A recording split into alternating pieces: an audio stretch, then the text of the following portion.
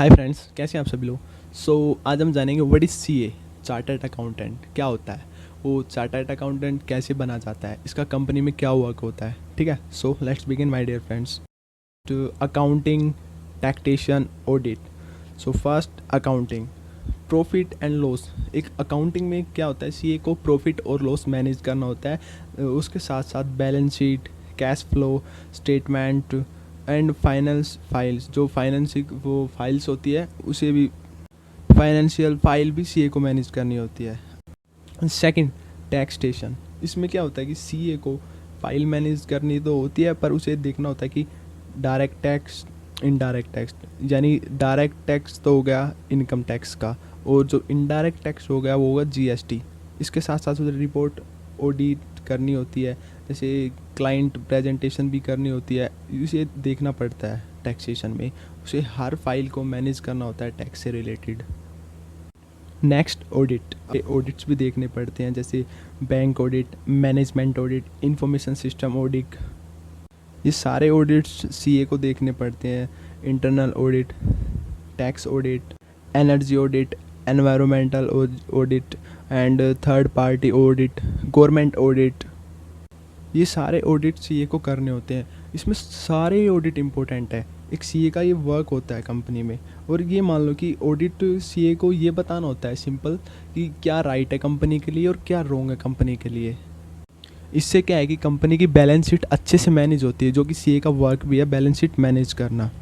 And CA को company में incorporation, जैसे आरओसी, एमसीएमए, एओसी 4, एमजीटी 7, ये एक सीए को देखना होता है। और सीए काफ़ी प्रोफेशनल होना चाहिए, सीए को एक्सपीरियंस होना चाहिए काफ़ी, जो कि जो सीए का हम कोर्स करते हैं तो उसमें हमें प्रैक्टिकल नॉलेज भी दी जाती है, तो हम अच्छे से वर्क कर पाएंगे फिर।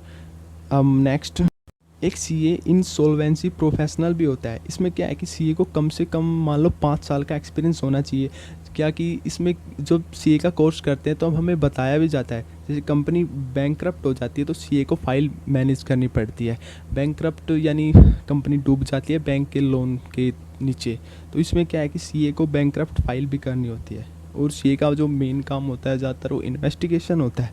सीए को कंपनी में इन्वेस्टिगेशन करनी होती है, जैसे मान लो share issues, financing of business, sale and purchase, cost manage, product costing, manufacture costing, reconstruction, काफ़ी सारे सीए को ही मैनेज करना होता है। सीए का काफ़ी टफ काम होता है, लेकिन सीए तो सीए होता है ना। Secretarial work and CA company चला सकता है। कम सीए अगर जैसे मैनेजमेंट अकाउंटिंग, मैनेजमेंट कंसल्टेंसी।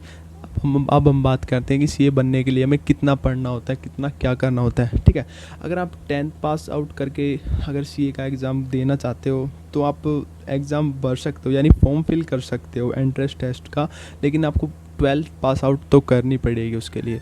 और ये इंपॉर्टेंट नहीं है कि आपके पास कॉमर्स है तभी आप सीए बन सकते हो। अगर आपके पास आर्ट है या फिर कोई भी एनी स्ट्रीम, मान लेते हैं आपके पास कोई भी स्ट्रीम है, तब भी आप सीए का एग्ज़ाम दे सकते हो एंड आप एक सीए बन सकते हो।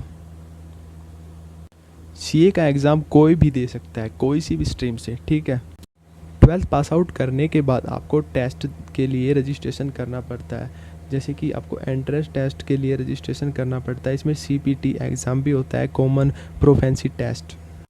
हम बात करते हैं सीपीटी एग्ज़ाम में क्या क्या होता है। इसमें fundamentals of accounting, law, journal economy, journal English, business communication and ethics.